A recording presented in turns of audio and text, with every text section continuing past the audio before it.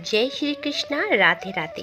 भगवान श्री हरि विष्णु जी का प्रिय मास कार्तिक शीघ्र ही आरंभ होने जा रहा है। श्री हरि विष्णु जी को तुलसी जी बेहद प्रिय हैं। इस कारण से कार्तिक मास में तुलसी का पूजन करना बेहद शुभ माना गया है।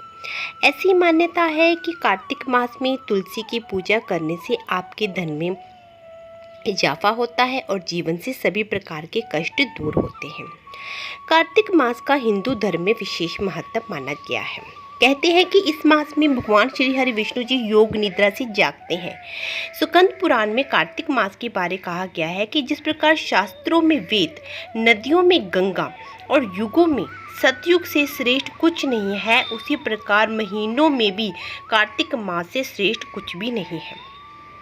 वैसे तो तुलसी की पूजा पूरे साल करना बहुत ही अच्छा माना जाता है, लेकिन कार्तिक मास में तुलसी की पूजा करना परम फलदायी माना जाता है। कार्तिक के महीने में ब्रह्म मुहूर्त में उठकर तुलसी को जल चढ़ाने से सभी पापों से मुक्ति मिलती है। इस महीने में तुलसी के पौधे को हर गुरुवार को कच्चे दूध से सींचना चाहिए। इसके बाद हर शाम को तुलसी के समक्ष दीपदान करना बेहद शुभ एवं फलकारी माना जाता है। कार्तिक मास में माँ लक्ष्मी को यदि प्रसन्न करना है तो तुलसी की पूजा करना अति आवश्यक होता है। यही कारण है कि कार्तिक मास में तुलसी को जल चढ़ाने और उसके समीप दीपक जलाने से लक्ष्मी माता की कृपा होती है। ऐसी मान्यता है कि जिस घर में तुलसी का पौधा होता है वहाँ पर माँ लक्ष्मी और भगवान विष्णु की कृपा दृष्टि हमेशा बनी रहती है। ऐसे घरों में कभी भी खुशहाली व धन धान्य की कमी नहीं होती। परंतु तुलसी पूजन करते समय हमें कुछ बातों को ध्यान में अत्यंत अवश्य रखना चाहिए। सर्वप्रथम, रविवार के दिन तुलसी को जल नहीं चढ़ाना चाहिए। संध्या के समय तुलसी को भूल कर भी स्पर्श नहीं करना चाहिए। तुलसी में दीपक जलाते समय अक्षत का अर्थात चावल का आसन देना चाहिए। महिलाओं को खुले बालों से तुलसी का पूजन नहीं करना चाहिए। अक्सर लोग तुलसी को चुनरी उड़ाने के बाद उसे बदलते नहीं हैं, लेकिन ऐसा नहीं करना चाहिए। अन्य देवी देवताओं की तरह तुलसी के वस्त्र भी बदलते रहना चाहिए।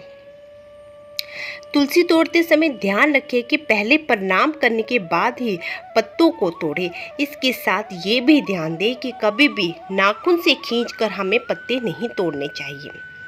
इसके अलावा एकादशी के दिन तुलसी को कभी भी नहीं तोड़ना चाहिए और ना ही तुलसी में जल अर्पित करना चाहिए।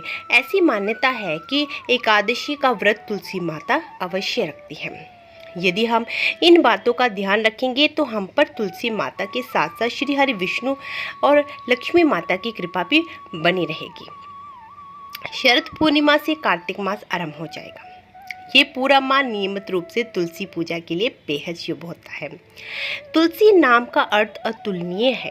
हर हिंदू के घर में तुलसी के पौधे का होना अत्यंत आवश्यक है। इस पौधे को जीवित रहने के लिए बस थोड़ी सी धूप और थोड़े से पानी की आवश्यकता होती है। तुलसी भी कई प्रकार की होती है, जैसे राम तुलसी, कृष्ण तुलसी और विष्णु तुलसी।